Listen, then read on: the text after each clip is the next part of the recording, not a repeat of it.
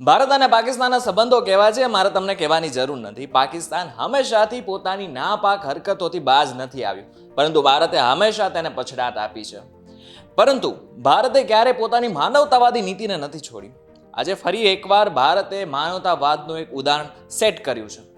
પાકિસ્તાનના 23 નાગરિકોને સોમાલિયાના ડાકુએ પકડી લીધા હતા. હાઈજેક કરી લીધું હતું આખું જહાજ. છતાં પણ ભારતીય નેવીએ પોતાનો પરચો બતાવ્યો અને 23 પાકિસ્તાની નાગરિકોને બચાવ્યા. કેવી રીતના બચાવ્યા અને શું છે આ સાહસભરી કહાની જણાવીશું આ તમને વિડીયોમાં.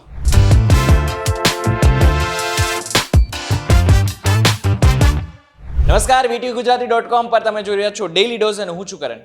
જ્યાં સુધી હિન્દ મહાસાગરમાં ઇન્ડિયન નેવી છે ત્યાં સુધી કોઈ પણ વ્યક્તિએ ડરવાની જરૂર નથી અને આ વાત ઉપર કોઈ શંકાને સ્થાન પણ ન હોવું જોઈએ. ઇન્ડિયન આર્મી, ઇન્ડિયન નેવી આ બધા જ દરેક વખતે જ્યારે પણ મદદની જરૂર હોય છે ત્યારે હિન્દ મહાસાગરમાં મદદે પહોંચે પણ છે. આજે ફરી એકવાર તેમને પોતાના શૌર્યનો પરચો બતાવ્યો છે.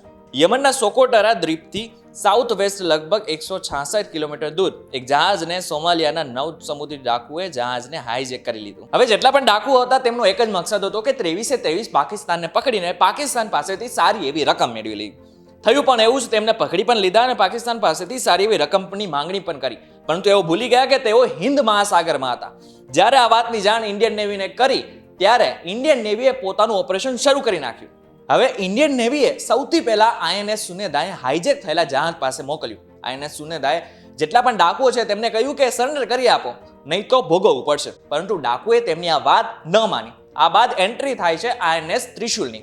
INS સુનેદા અને INS ત્રિશુલ લગભગ 12 કલાકનું ઓપરેશન હાથ ધર્યું અને 12 કલાક બાદ 9 ડાકુએ ઘૂંટણીએ પડવું પડ્યું અને લગભગ 23 પાકિસ્તાનીઓ હવે સુરક્ષિત છે. હવે એવું નથી કે ઇન્ડિયન નેવીનો આ પહેલો પરચો છે. આની પહેલા ઘણી બધી વખત ઘણા બધા જહાજોને સોમાલિયાના ડાકુએ પકડી લીધા હતા, પરંતુ દરેક વખતે ઇન્ડિયન નેવીએ મદદ કરી છે. હમણાં થોડા સમય પહેલા જ ભારતે બલ્ગેરિયન જહાજને સોમાલિયાના ડાકુઓથી બચાવ્યા હતા, જેમાં લગભગ ઓપરેશન 40 કલાક સુધી ચાલ્યો અને ઇન્ડિયન નેવીને એમાં વિજય પણ મળ્યો. આ બાદ બલ્ગેરિયન પ્રેસિડેન્ટે ભારત સરકાર અને ઇન્ડિયન નેવીનો આભાર પણ માન્યો. એનું ટ્વીટ પણ એક બહાર પડ્યું હતું. હવે જે સોમાલિયા દેશ છે તે અરબ સાગર પાસે આવેલો એક દેશ છે, જેના કારણે ત્યાં મોટા ભાગના વેપારી જહાજો પસાર થાય છે. હવે તેના જ કારણે સોમાલિયાના ડાકુઓ તેની ઉપર આક્રમણ કરે છે અને મોટા ભાગના પૈસા પડાવી લે છે. હવે તમને પ્રશ્ન થતો હશે કે સોમાલિયામાં આટલા ડાકુ કેમ છે? કેમ દર 15 કે મહિને એક તો ન્યૂઝ એવા આવતા જ હશે કે જ્યાં સોમાલિયાના ડાકુએ કોઈ જહાજને હાઈજેક કરી લીધું. હવે જે સોમાલિયા દેશ છે તે આફ્રિકાના હોર્નમાં સ્થિત એક દેશ છે, જેની વસ્તી લગભગ 15 મિલિયનની છે. સોમાલિયામાં 1991માં રાષ્ટ્રપતિ શિયાદ બેરેનની સરકાર મૌથલ લાવી અને પછી ગૃહ યુદ્ધ જેવો માહોલ થઈ ગયો. હવે આ ગૃહ યુદ્ધમાં પ્રેસિડેન્ટ હતા તેમને ઉથલાવી નાખવામાં આવ્યા. ઉથલાવી નાખ્યા બાદ સોમાલિયાની પરિસ્થિતિ ધીરે ધીરે વણસતી ગઈ. કેન્દ્ર સરકારની જેટલી બી સંસ્થાઓ હતી તે ડૂબતી ગઈ. પાયાની જરૂરિયાત જેવી કે રહેવાની, ભોજનની, શિક્ષણની, હોસ્પિટલની આ બધી જ જેટલી પણ વ્યવસ્થાઓ છે તે પડી ભાંગી.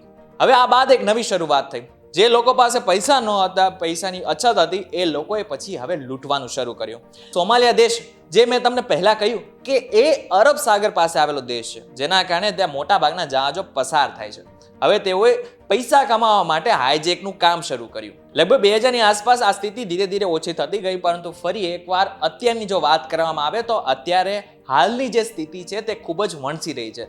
સોમાલિયાના જેટલા પણ ડાકુઓ છે તે મોટા ભાગના વેપારી જહાજોને કબજે કરે છે અને તેમાંથી એઓ મોટી રકમ પણ કમાય છે. હવે જેટલી વાર આ સોમાલિયાના ડાકુ હિન્દ મહાસાગરમાં આવ્યા છે અને તેમનો સામનો ઇન્ડિયન નેવી સાથે થયો છે તેટલી વાર તેમને પછડાટ ખાવાનો વારો આવ્યો છે.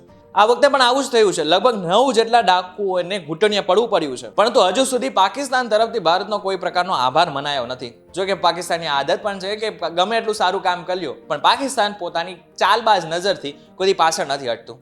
ત્યારે હવે જોવાનું રહ્યું કે ક્યારે અને કેવી રીતના પાકિસ્તાન ભારતનો આભાર માને છે. પણ આ બાબતને લઈને તમારું શું કહેવું છે એમને કમેન્ટ કરીને ચોક્કસથી કહેજો. વિડીયો થકી તમને કોઈ માહિતી મળી હોય તો વિડીયોને લાઈક અને શેર જરૂરથી કરજો તથા આવા જ ઇન્ફોર્મેટિવ વિડીયોઝ માટે VTVGujarati.com સાથે જોડાયેલા રહેજો.